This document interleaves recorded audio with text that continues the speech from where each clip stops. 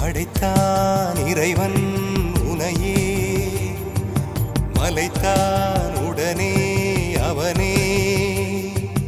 அழகை படைக்கும் திறமை முழுக்க உன்னுடன் சார்ந்தது, என் விழி சேர்ந்தது. விடிய விடிய மடியில் கிடக்கும் பொன்வினை உன்மேனி மீட்டட்டும் என் மேனி. இறைவினில் வந்து கலந்திடு, வீரல் பட மெல்ல கனிந்திடு.